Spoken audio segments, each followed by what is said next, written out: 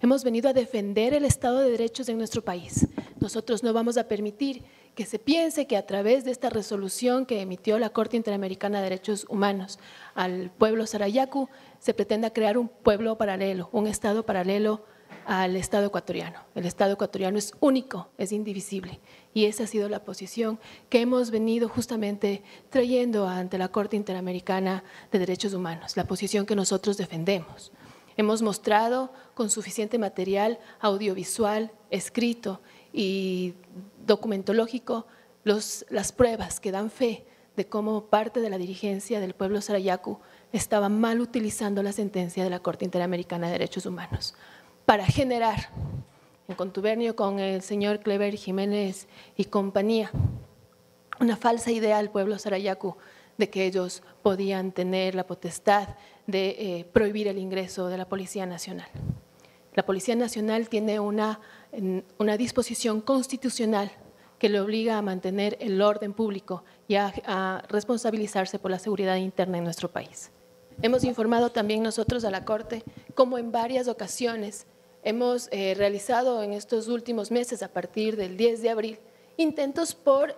seguir trabajando de forma coordinada y articulada, como lo veníamos haciendo, para lograr el cumplimiento total de la sentencia emitida por la Corte Interamericana de Derechos Humanos y que ha sido interrumpida por este incidente que ha sido generado por parte de la dirigencia del pueblo Sarayaku en contubernio con Clever Jiménez. Este incidente justamente ha logrado que de forma sistemática se venga suspendiendo el cumplimiento de la sentencia. Nosotros hemos dejado ahora la muestra justamente de cómo el Ecuador ha venido cumpliendo ya la sentencia que fue resuelta por parte de la Corte, pero que se ha interrumpido por esta decisión de proteger dentro del pueblo Sarayaku a 3 prófugos de la justicia.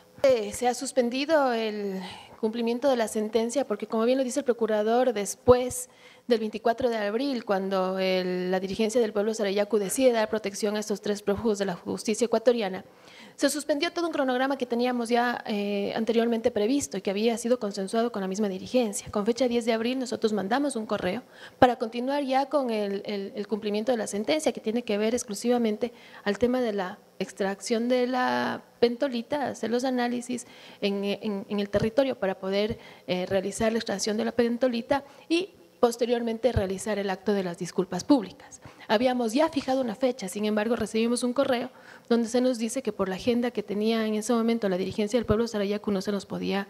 no podíamos mantener la reunión. Eso justamente días después fue corroborado por nosotros cuando vimos que la razón real para que no se haya permitido que se dé la reunión era porque ya tenían a los 3 prófugos dentro del pueblo Sarayaku. Bueno, nosotros vamos a analizar justamente con la Procuraduría la factibilidad de solicitar que en audiencia seamos recibidos para poder justamente poder hacer en audiencia la revisión del seguimiento de la sentencia, para poder mostrar cómo hemos cumplido en gran parte la sentencia que nos ha dado la Corte, pero que en este momento estamos siendo, que se ha suspendido por esta posición de la dirigencia del pueblo Sarayaku. Esperemos que ya la nueva dirigencia dé prioridad a los intereses del pueblo Sarayaku y se despoje de estos intereses políticos que tenía la antigua dirigencia. Hemos podido reunirnos con el presidente de la Corte Interamericana de Derechos Humanos, su vicepresidente y el secretario ejecutivo. Nuestra presencia responde a 2 motivos fundamentales. Por una parte, el seguimiento del cumplimiento de la sentencia en el caso Sarayaku versus Ecuador, dictada en el año 2012. El Ecuador ha venido presentando los avances en el cumplimiento de la sentencia que están a cargo del Ministerio de Justicia y Derechos Humanos del Ecuador, y dentro de ese avance hemos presentado un segundo informe para demostrar lo que el Ecuador ha venido haciendo en cuanto a los esfuerzos para el cumplimiento de lo que está pendiente de la sentencia, entre esos el retiro de la pentolita de territorio Sarayaku, la realización del evento de disculpas públicas en la población y el cumplimiento de la consulta previa para la exploración y explotación de recursos naturales a través de las normas que están vigentes ya en la legislación ecuatoriana. Pero adicionalmente, los hechos de las últimas semanas en cuanto a la decisión de la comunidad y fundamentalmente de la dirigencia de la comunidad Sarayaku de proteger dentro de su territorio a personas que se encuentran condenadas por la justicia ordinaria ecuatoriana, supuestamente amparándose en la decisión previa de la Corte Interamericana de Derechos Humanos que reconoció los derechos de la comunidad Sarayaku respecto de su territorio y el manejo y gobierno de los intereses de la comunidad. El Ecuador consideró necesario que frente a estos hechos era importante comparecer ante la Corte Interamericana de Derechos Humanos y exponerles nuestra posición respecto de los argumentos que utiliza la dirigencia de la comunidad Sarayaku y particularmente respecto del alcance de la sentencia dictada en el 2012 y el reconocimiento de estos derechos. La delegación ecuatoriana hoy entonces ha explicado con una amplia información gráfica y de video con evidencias de los hechos que están aconteciendo en territorio Sarayaku, del riesgo que implican para el Estado de Derecho dentro del Ecuador y fundamentalmente del hecho de que la actuación de los dirigentes del pueblo Sarayaku en este momento están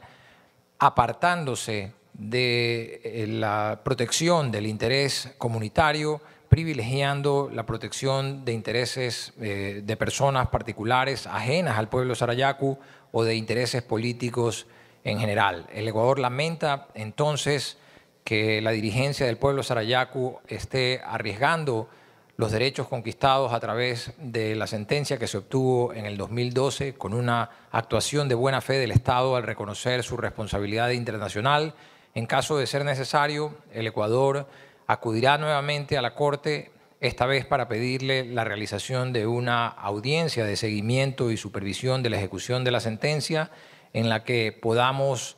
revisar los argumentos y los hechos y con la intervención de la Corte lograr finalmente el cumplimiento que el Ecuador desea dar a la sentencia de la Corte Interamericana de Derechos Humanos. Lo que ocurrirá es que seguramente la Corte Interamericana va a informar a los dirigentes del pueblo indígena Sarayaku respecto de la presentación hecha por el Ecuador y les va a pedir que den su opinión, dependiendo de la postura que adopten ellos, tanto frente a la Corte como frente al propio Estado. Esto podría superarse simplemente si hay una actuación de buena fe de parte de los dirigentes de la comunidad Sarayaku. En caso contrario, lo que probablemente será necesario es que se desarrolle una audiencia de supervisión del cumplimiento de la sentencia en la que estén presentes ambas partes, cada una tenga derecho a hacer la exposición de sus argumentos, la presentación de las pruebas que considere pertinentes y entonces sí la Corte pueda direccionar el cumplimiento de la sentencia.